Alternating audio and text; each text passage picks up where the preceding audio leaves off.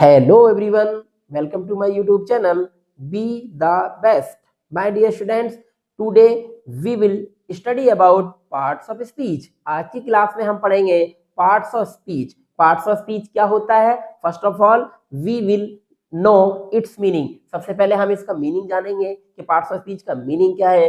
फिर हम इसका यह सीखेंगे इसके बारे में कि भाई why should we study it? हमें इसकी स्टडी क्यों करनी चाहिए. तो दोनों के आंसर हमें जानने बहुत जरूरी है, जब ही हम इस पार्ट्स ऑफ स्पीच को बेटर वे में सीखेंगे. ठीक है, तो देखिए पार्ट्स ऑफ स्पीच का मीन्स होता है, यहाँ स्पीच का मीन्स होता है भाषण, यानी जो लैंग्वेज आप बोल रहे हैं या मैं बोलता हूँ ये स्पीच तो होती है. तो स्पीच ये क्या है, लैंग्वेज बोल रही है. तो it means parts of speech का मतलब होता है पार्ट्स ऑफ लैंग्वेज.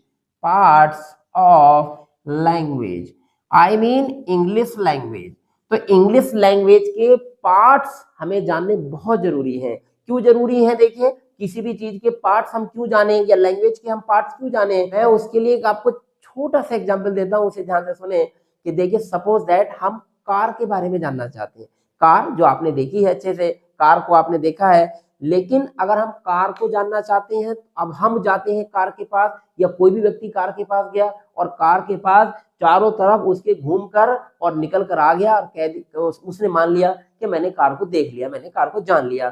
तो रियल में मैं आपको बात बताऊं, उसने कार को जाना नहीं. कार को नहीं जाना उसने केवल ऐसे ही बस देख लिया है, कार को जाना नहीं. कार को कैसे जानेगा, वह कार को इस तरह से जानेगा कि वह कार के अंदर एंट्री करे. एंट्री करने के बाद उसके हर हिस्से की यानी हर पार्ट की जानकारी ले कि भाई ये इसका ब्रेक है, और ब्रेक से क्या होता है कि यह जो है ये रुक जाती है, गाड़ी हमारी जो है गाड़ी रुक जाती है. उसके बाद ये इसका एक्सीलेटर है, एक्सीलेटर अप्लाई करते हैं तो क्या होता है, इसकी स्पीड बढ़ जाती है. एक्सीलेटर कम कर देते हैं या उसके ऊपर से पैर हटा लेते हैं तो क्या होता है, वह इसकी स्पीड डाउन हो जाती है. ठीक है, और उसके बाद बराबर में जो गियर है उसे अप्लाई करते हैं तो उसकी स्पीड को वो और भी बूस्ट कर देता है.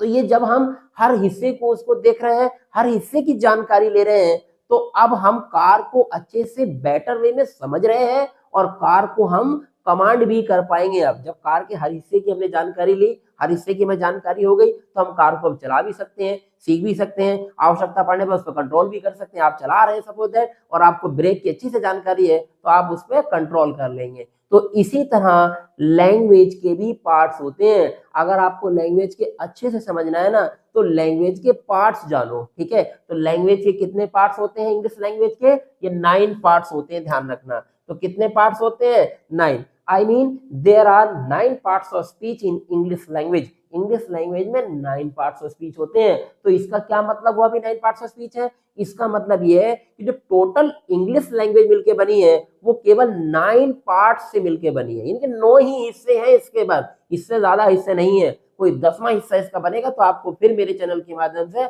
आपको सूचना पहुंच जाएगी. ठीक है, अभी तक 9 पार्ट्स हैं, तो 9 पार्ट्स ऑफ स्पीच को हम डिटेल से पढ़ेंगे. तो आपको पता चल गया कि what is the meaning of parts of speech. Parts of speech का मतलब क्या है, इसका मीन्स है पार्ट्स ऑफ लैंग्वेज. और पार्ट्स ऑफ लैंग्वेज कितने होते हैं, 9 होते हैं. अभी स्टडी करेंगे. देखिए अब नेक्स्ट जो हमारा क्वेश्चन है, ये आपके माइंड में हो सकता है कि भाई इसकी स्टडी क्यों करें. तो देखो इसकी स्टडी इसलिए करनी है कि to command over all words, सारे वर्ड्स के ऊपर कमांड करना, विच आर स्पोकन, जो बोले जाते हैं. यानी कि जो जो वर्ड्स हम बोल रहे हैं ना, इनका एक पर्टिकुलर नेम है और इनका एक पर्टिकुलर फंक्शन है, कार्य है. तो इसी तरह से हर वर्ड की जानकारी हमें हो, हर वर्ड का हमें फंक्शन पता हो और हर वर्ड के ऊपर हम कमांड कर पाए, इसीलिए हम पार्ट्स ऑफ स्पीच को सीखेंगे. ठीक है, तो आपने जाना कि पार्ट्स ऑफ स्पीच का मीनिंग क्या है और इसको हमें क्यों स्टडी करना चाहिए. There are 9 parts of speech.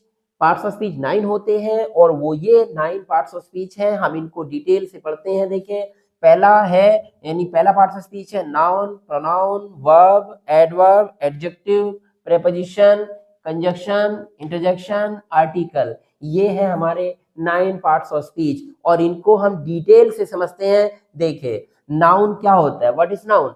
तो all naming words are noun. जितने भी नाम को शो करने वाले वर्ड्स होते हैं वो सब क्या होते हैं, नाउन होते हैं. और जल्दी से एकदम ऐसे समझ लो कि जितनी भी चीजें आपको दिख रही है ना, उनके कोई ना कोई तो नाम है, वह उसको जब नाम लेके पुकारोगे, एड्रेस करोगे, तो उसी को आप नाउन बताओगे। जैसे ये क्या है, इसका क्या नाम है, नाम बताइए। इसका नाम है मार्कर, तो मार्कर नाउन हुआ, ठीक है। नेक्स्ट, मैं कौन हूँ, टीचर, तो टीचर भी नाउन हुआ, ठीक है। आपके सामने दिख रहा है व्हाइट बोर्ड, तो बोर्ड जो हुआ वो क्या है, वो भी एक नाउन है। तो जितनी भी चीजें हमें दिख रही हैं उनके जब हम नाम लेंगे तो वो सब नाउन होता है। इसलिए याद रखना कि all naming words are noun. तो मार्कर, टीचर, बोर्ड, एटसेट्रा, ठीक है, क्लियर हुआ। नेक्स्ट है, अब इसी के काइंड्स के बारे में बाद में बात करेंगे कि भी नाउन कितने प्रकार के होते हैं, कि फुल चैप्टर है, बाद में स्टडी करते हैं। देखिए अब नेक्स्ट जो पार्ट्स ऑफ स्पीच है वो है प्रोनाउन। प्रोनाउन क्या होता है, देखिए जो जो वर्ड्स नाउन के प्लेस पर यूज किए जाते हैं वो होते हैं प्रोनाउन। प्रोनाउन जैसे जैसे सपोज दैट हमने एक टीचर है यहाँ पर और टीचर के प्लेस पर हमने यूज किया ही, ठीक है, तो ही क्या है, ही प्रोनाउन है। अब प्रोनाउन क्यों यूज करते हैं, देखो अगर हमारे मान लीजिए किसी टीचर का नाम है राहुल, तो अगर हमने राहुल सर का नाम हम बार बार ले सकते हैं क्या, या आपके टीचर का या मेरे टीचर का नाम राहुल सर है, तो क्या मैं ऐसे कहूंगा राहुल सर ऐसे कर दो, राहुल सर ऐसा कर दो। एक बार नाम ले सकते हैं, लेकिन बार बार अगर आप उसका बार बार नाम लेंगे उनका, तो वो क्या हो जाएंगे, ही विल गेट एंग्री, वो नाराज हो जाएंगे। इसलिए उनके प्लेस पर हम प्रोनाउन यूज करेंगे ही। तो ये ही प्रोनाउन है। ऐसे ही किसी महिला के लिए शी का यूज करते हैं। नेक्स्ट है इट, किसी नॉन लिविंग के लिए यूज करते हैं इट प्रोनाउन। और है दे किसके लिए यूज करते हो, दे प्रोनाउन प्लूरल के लिए यूज करते हो, प्लूरल नाउन के लिए। और आई भी यूज करते हो, ये तो मोस्टली यूज करते हो ना कि आई एम अ स्टूडेंट, मैं स्टूडेंट हूं, तो अपने लिए आई यूज कर रहे हो, चाहे आपका कोई भी नाम है लेकिन आप अपने लिए आई यूज कर रहे हो अपने नाम के प्लेस पर, तो आई क्या है, आई प्रोनाउन हुआ। अब तो समझ में आ रहा है। नेक्स्ट है वी, एटसेट्रा, तो ये सब क्या होते हैं, ये सब प्रोनाउन होते हैं। अभी डिटेल से इन्हें पढ़ेंगे, पहले आप समझ लो कि नाउन क्या होता है, प्रोनाउन क्या होता है। तो प्रोनाउन जो होता है वो नाउन के प्लेस पर यूज होने वाले वर्ड्स होते हैं। नेक्स्ट होता है वर्ब। वर्ब का मीन्स होता है क्रिया। तो देखिए क्रिया क्या होती है, या एक्शन वर्ड्स कहते हैं, यानी कि verbs are action words. Verb जो होती है वो एक्शन वर्ड्स होते हैं। एक्शन वर्ड किन्हें कहते हैं, क्रिया। क्रिया किसे कहते हैं, काम करने को। जैसे सपोज दैट ऐसे मान लो कि हमारे यानी इस पूरी वर्ल्ड में जो भी नाउन है उनके कोई ना कोई तो एक्टिविटी होगी, कोई ना कोई तो वर्क करते होंगे, तो उसी वर्क को हम कहते हैं वर्ब कहते हैं। जैसे अभी हमने मार्कर लिखा था, मार्कर नाउन है, इसका क्या वर्क है बताइए, इसका वर्क है राइट यानी लिखने का, तो लिखना क्या हो गई, लिखना वर्ब हो गई, ठीक है। नेक्स्ट टीचर का क्या वर्क होता है, ये टीचर का जो वर्क जो क्रिया होती है वो होती है टीच करना, तो टीच वर्ब हो गई। बोर्ड का क्या वर्क है, बोर्ड का वर्क है आपको शो करना, दिखाना, ये आपको दिखा रहा है कि what ever I am writing, जो कुछ मैं लिख रहा हूँ आपको शो कर रहा है, तो ये शो क्या है, शो आपका वर्ब हुआ। दुनिया में जितनी भी चीजें हैं, नाउन है, उनके जो भी काम होते हैं या जो भी वो एक्टिविटी करते हैं उसी को हम वर्ब कहते हैं। वर्ब के माने होती है क्रिया। नेक्स्ट होता है एडवर्ब। एडवर्ब किसे कहते हैं, एडवर्ब का मीन्स होता है क्रिया विशेषण, हिंदी में इसका नाम क्रिया विशेषण है। तो ये सुनो, ये इसके नाम में ही इसमें हिडन है। जैसे ऐड कहते हैं, ऐड करना, वर्ब कहते हैं वर्ब में, अर्थात जो वर्ड वर्ब में कुछ ना कुछ ऐड कर देते हैं तो उसी को हम कहते हैं एडवर्ब, यानी ऐड करेगा वर्ब में या वर्ब में कुछ ऐड होगा, ठीक है। तो वैसे एडवर्ब जनरली बताएं तो एडवर्ब 3 पार्ट्स ऑफ स्पीच को मॉडिफाई करता है, एटलीस्ट कम से कम करता है 3 को, बाकी तो ये बहुत सारे पार्ट्स ऑफ स्पीच को करेगा, यानी कि लगभग 7 पार्ट्स ऑफ स्पीच को, 6 या 7 पार्ट्स ऑफ स्पीच को मॉडिफाई करता है। आगे डिटेल से पढ़ेंगे एडवर्ब के चैप्टर में। एडवर्ब वेरी इंपॉर्टेंट एक पार्ट्स ऑफ स्पीच है, क्योंकि ये हर कंपटीशन का हिस्सा, याद रखना। एडवर्ब जो है, एडवर्ब में मोस्टली कंफ्यूजन होती है जाकर, लेकिन इसका कंफ्यूजन नहीं होगा, हम पढ़ाएंगे, ठीक है। तो एडवर्ब करेगा वर्ब को मॉडिफाई करेगा, ये एडवर्ब एडवर्ब को ही मॉडिफाई करेगा, और एडवर्ब करेगा एडजेक्टिव को मॉडिफाई। तो ये 3 पार्ट्स ऑफ स्पीच को एटलीस्ट समझ लें। जैसे वेरी, वेरी का मतलब क्या होता है, बहुत, ठीक है। तो वेरी एक एडवर्ब होता है, जैसे आपने देखा होगा वेरी ब्यूटीफुल, तो ब्यूटीफुल को ये मॉडिफाई कर रहा है, इसलिए एडवर्ब हुआ। नेक्स्ट है जैसे फास्ट। फास्ट क्या होता है, जैसे रन फास्ट, तो फास्ट किसको मॉडिफाई कर रहा है, वर्ब को, तो वर्ब को मॉडिफाई करेगा। नेक्स्ट एडवर्ब, एडवर्ब को किसको करता है, नेक्स्ट है जैसे कि ब्यूटीफुली, ब्यूटीफुली, तो ब्यूटीफुली या लाउडली है। तो वैसे मोस्टली याद रखना जिन वर्ड के लास्ट में एलवाई आ जाता है, मोस्टली वो वर्ड्स जो हैं वो एडवर्ब होते हैं, लेकिन सब नहीं होंगे, ध्यान रखना, ठीक है। तो एटसेट्रा, तो याद रखना कि एडवर्ब जो होता है वो वर्ब को एडजेक्टिव को और एडवर्ब को मॉडिफाई करता है। तो ये वर्ड्स हो सकते हैं, और भी आएंगे इसमें जब इसके चैप्टर को पढ़ेंगे अच्छे से। अब आता है एडजेक्टिव। एडजेक्टिव बहुत आसान है। एडजेक्टिव का मीन्स होता है कि वह वर्ड्स जो किसी की क्वालिटी को शो करते हैं, ठीक है, तो उन्हें एडजेक्टिव कहते हैं। जैसे आप देखिए ब्लैक, जैसे इस ब्लैक जो हमारे पास मार्कर है इसकी क्या क्वालिटी है, ब्लैक, तो इसे कैसे कहेंगे, द ब्लैक मार्कर। तो मार्कर की क्या क्वालिटी हुई, ब्लैक, तो ब्लैक क्या हुआ, एडजेक्टिव। जैसे मैं कहूं a costly pen, a costly pen, तो कॉस्टली क्या है, कॉस्टली मतलब महंगा, तो महंगा होना उस पेन की विशेषता है, या किसी भी चीज की विशेषता हो सकती है, तो महंगा। उसके बाद इसका जस्ट अपोजिट हो सकता है चीप। चीप का मीन्स क्या होता है, सस्ता, तो सस्ता पेन हो सकता है, सस्ती गाड़ी हो सकती है, एसेट्रा।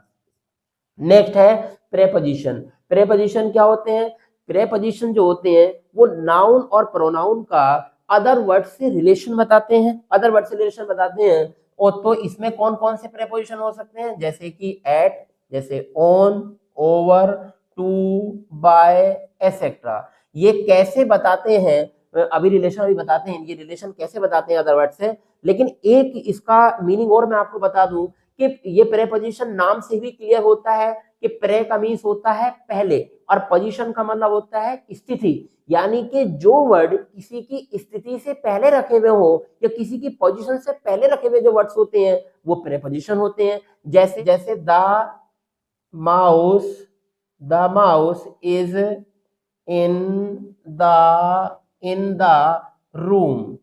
अब इस सेंटेंस का जो आप सेंस है वो अच्छी समझ रहे हैं कि माउस कहां पर है, रूम में है। तो आप यह बताइए कि माउस की पोजीशन कहां है, उस माउस की पोजीशन है रूम यानी कमरा, यानी कि उसकी स्थिति कहां है, यानी कि चूहा कहां पर है, उसकी पोजीशन क्या है, तो माउस की पोजीशन है रूम, तो ये तो इसकी पोजीशन हुई। और अभी क्या बताया प्रेपोजिशन में, प्रेपोजिशन ये कहता है कि पोजीशन से पहले, तो ये बताइए ये जो पोजीशन हुई रूम और इससे पहले जो वर्ड रखा है इन, तो इन क्या हुआ, ये प्रेपोजिशन हुआ। तो ऐसे भी याद रखें कि प्रेपोजिशन पोजीशन से पहले वाले वर्ड, ठीक है, तो प्रेपोजिशन हो गए। मैंने अभी आपको ये बताया कि जो प्रेपोजिशन होता है ये नाउन या प्रोनाउन का अदर वर्ड से रिलेशन बताता है। तो देखिए इसमें जो नाउन आया है माउस, तो इस माउस का और इस रूम से क्या रिलेशन है, इस माउस का इस रूम से क्या रिलेशन है, तो इसमें अंदर का रिलेशन है कि माउस के बारे में बताया जा रहा है कि वो उसके अंदर है। तो इसका मतलब समझ में आया कि ये जो इन है ये माउस में और रूम में रिलेशन बताने का काम कर रहा है, तो इसीलिए इसको प्रेपोजिशन कहेंगे। तो दोनों बातें क्लियर हो गई कि प्रेपोजिशन पोजीशन से भी पहले और ये संबंध भी बताते हैं नाउन या प्रोनाउन का अदर वर्ड से। नेक्स्ट आता है कंजक्शन। कंजक्शन को कहते हैं ज्वाइनिंग वर्ड्स, यानी जोड़ने वाले शब्द। अर्थात ये इनका क्या काम है, इनका काम वही है हमारी जैसे हमारी लाइफ में अगर कोई चीज टूट जाती है तो एलपी का यूज करते हैं हम, या फिर ग्लू का यूज करते हैं, या फेविकोल का यूज करते हैं जो चीजों को जोड़ने के लिए। तो उसीलिए जब सेंटेंस छोटे छोटे होते हैं या वर्ड्स एक एक होते हैं उनको जोड़ते हैं ना, तो जोड़ने के लिए कंजक्शन की जरूरत पड़ती है। जैसे कि फेविकोल या एलपी की जरूरत पड़ती है ना, उसी तरह से हमें इंग्लिश ग्रामर में कंजक्शन की आवश्यकता पड़ती है। तो कंजक्शंस आर जॉइनिंग वर्ड्स, ये जॉइनिंग वर्ड्स होते हैं, जोड़ने वाले शब्द होते हैं। जैसे एंड, एंड क्या होता है, एंड जोड़ने का काम करता है, एंड का मीन्स होता है और। जैसे मैंने कहा राम एंड श्याम, तो राम एंड श्याम का मतलब क्या, दो नाउन को ऐड कर दिया, किससे, एंड से। तो एंड है, बट है, बिकॉज है, तो ये बहुत सारे कंजक्शंस है एक्सेट्रा। इसके बाद आगे सीखेंगे।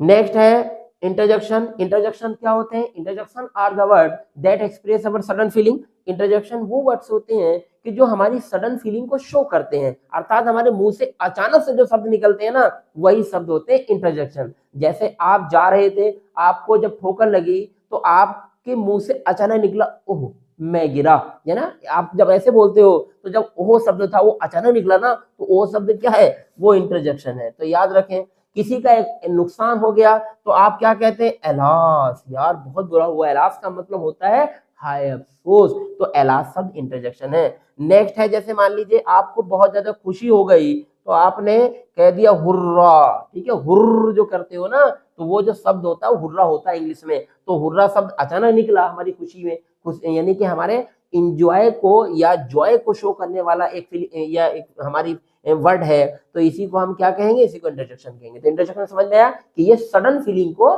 शो करने वाले वर्ड्स होते हैं इंटरजेक्शन।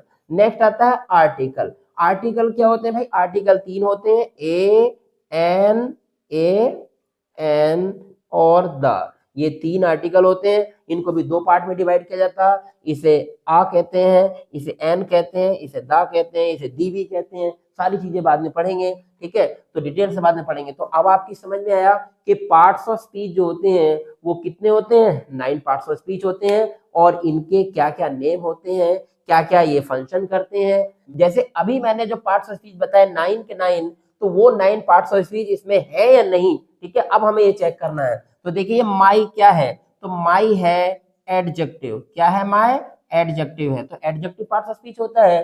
फादर क्या है, फादर नाउन है, तो नाउन यानी कि ये भी पार्ट्स ऑफ स्पीच है। इज क्या है, इज है वर्ब, तो वर्ब भी पार्ट्स ऑफ स्पीच है। और ये क्या है, ये आर्टिकल है, अभी पढ़ा आपने, ए एंड द आर्टिकल होते हैं 3, तो ये भी पार्ट्स ऑफ स्पीच है। अब है टीचर, तो टीचर है एक नाउन, तो ये भी पार्ट्स ऑफ स्पीच है। अर्थात ये, अब ये मत कहना कि ये नाउन यहाँ भी आया और यहाँ भी आया, ये इनका रिपीटेशन होता रहेगा। ये 9 पार्ट्स ऑफ स्पीच ही इनका रिपीटेशन हो होकर ही घूम फिर के यही वर्ड बार बार आते रहेंगे, और यही बस 9 पार्ट्स ऑफ स्पीच होते हैं जिनसे पूरी लैंग्वेज बनी होती है, ठीक है। तो देखा आपने कि जो हमने स्पीच में एक सेंटेंस बोला कि my father is a teacher, तो वो भी एक पार्ट्स ऑफ स्पीच के अंडर में ही लिखा गया है। नेक्स्ट देखिए, the people who live in glass house should not throw stones on other, तो इसमें द क्या है, अभी आपने देखा द एक आर्टिकल है, आपने देखा पीपल, पीपल माने होता लोग, ये नाम है, तो ये क्या है, ये नाउन है। हु का मीन्स होता है जो, तो ये रिलेशन बता रहे हैं कि द पीपल, वो लोग, who live in glass house, जो शीशे के घरों में रहते हैं, शुड नॉट थ्रो, उन्हें नहीं फेंकने चाहिए, स्टोन्स कहते हैं पत्थर, और अदर्स कहते हैं दूसरों पर, उन्हें दूसरों पर पत्थर नहीं फेंकने चाहिए जो लोग खुद शीशे घरों में रहते हैं, ठीक है। चलिए, तो हु क्या है, ये हु पीपल को क्वालिफाई करा, तो ये है प्रोनाउन, क्या है यहाँ पर, ये प्रोनाउन है, अर्थात ये रिलेटिव प्रोनाउन है। और रिलेटिव बाद में पढ़ेंगे प्रोनाउन के बाद चैप्टर में। लिव माने होता रहना, तो ये कार्य होता है, वर्ब है। इन अभी बताया था आपको, ये इन प्रेपोजिशन है। ये गिलास क्या है, गिलास यहाँ पर एडजेक्टिव है। नेक्स्ट है हाउस, हाउस क्या है यहाँ पर, हाउस यहाँ पर नाउन है। ये क्या है यहाँ पर, जो शुड है, ये यहाँ पर वर्ब है, वर्ब कम में काउंट करेंगे, और वर्ब में जब पढ़ेंगे तो मॉडल वर्ब आ जाएगा।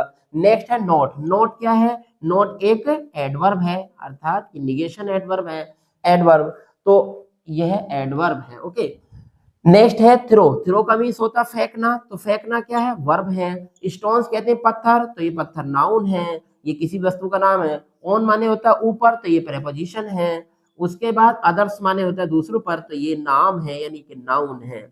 अब हमने यह देखा कि जो सेंटेंसेस हमारे द्वारा बोले जाते हैं या जो सेंटेंसेस हमारे द्वारा लिखे जाते हैं, उनमें जो वर्ड्स यूज होते हैं ना, उनमें जो वर्ड्स यूज होते हैं वो टोटल पार्ट्स ऑफ स्पीच ही होते हैं। तो पार्ट्स ऑफ स्पीच को जाने बिना हम ना तो कोई सेंटेंस को लिख सकते हैं, ना ही कोई सेंटेंस हम बोल सकते हैं। तो पार्ट्स ऑफ स्पीच जानना बेहद जरूरी है। ये वही पार्ट्स ऑफ स्पीच है, जब आप किसी भी कंपटीशन लेवल की तैयारी करेंगे तो आपको यह कंपलसरी पढ़ाया जाता है, ठीक है। तो ये वेरी इंपॉर्टेंट है। अब हमारी क्लास पार्ट्स ऑफ स्पीच की यही एंड होती है। अब हम जो इस पर वीडियो शूट करेंगे वो वीडियो होगा हमारा 1 बाय 1 पार्ट्स ऑफ स्पीच को लेकर, ठीक है। जैसे नाउन, नाउन के काइंड्स, नाउन के अदर चैप्टर्स, सारी चीजें हम डिस्कस करेंगे, ठीक है। तो अब मिलते हैं नेक्स्ट वीडियो में।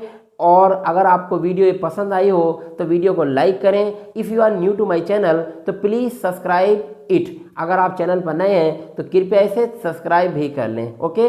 Thank you for watching my video, thank you very much.